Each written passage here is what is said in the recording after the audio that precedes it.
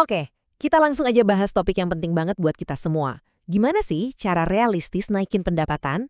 Di sini kita akan bedah panduannya yang jelas dan bisa langsung kalian coba. Kita mulai dari data yang jujur aja cukup menohok.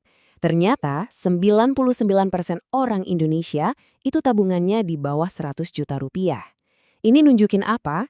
Masalah utamanya itu bukan cuma soal nabung, tapi soal kurangnya penghasilan.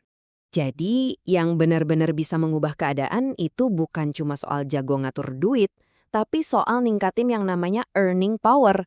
Ini tuh ya kemampuan kita buat menghasilkan lebih banyak uang secara terus-menerus. Nah, di pembahasan kali ini kita bakal bedah tuntas level-levelnya. Anggap aja ini peta jalan buat naikin gaji bulanan kalian. Oke, kita masuk ke level pertama. Misi kalian yang paling awal adalah gimana caranya nembus pendapatan 10 juta per bulan. Dan langkah paling nyata buat mulai adalah lewat side hustle atau kerjaan sampingan. Ini ada 3 kerjaan sampingan yang gampang banget buat dimulai, bahkan kalau kalian ngerasa belum punya pengalaman khusus.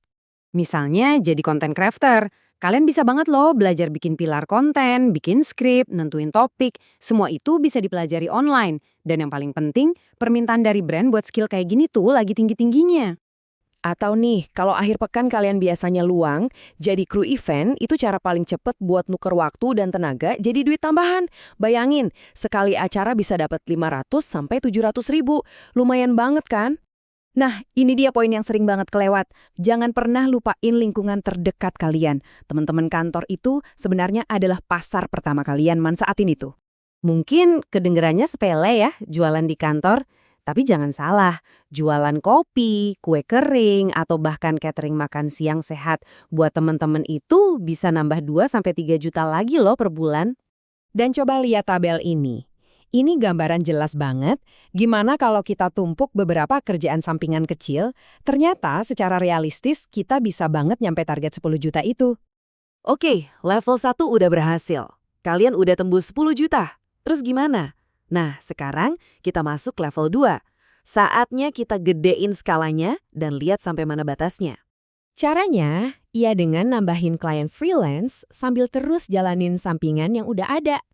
Dengan gitu, total pendapatan kalian bisa didorong sampai ke angka 20, bahkan 25 juta. Tapi ada tapinya nih. Cara ini ada mentoknya. Waktu kita dalam sehari kan cuma 24 jam. Jadi, buat ngelewatin batas ini, kita butuh strategi yang benar-benar beda. Disinilah kita masuk ke level 3. Buat bisa dapat di atas 30 juta, kalian tuh udah nggak bisa lagi cuma nambahin kerjaan sampingan. Kalian butuh, sebuah lompatan besar. Nah, yang paling menarik di sini adalah pergeseran pola pikirnya. Dari yang tadinya pokoknya kerja lebih keras, jadi gimana caranya kerja lebih cerdas. Ini soal langkah strategis yang bisa ngubah permainan. Kayak pindah kerja, dapat promosi, atau bahkan dibajak perusahaan lain. Oke, kita udah bahas semua levelnya. Jadi, apa sih sebenarnya aturan main di balik semua ini? Apa kunci sukses yang berlaku di setiap level tadi? Ini dia intinya. Ini bukan cuma soal apa yang kalian kerjakan, tapi soal siapa diri kalian. Bangun network, jago komunikasi, punya etos kerja bagus, gak hitung-hitungan sama kerjaan, dan selalu bisa diandelin.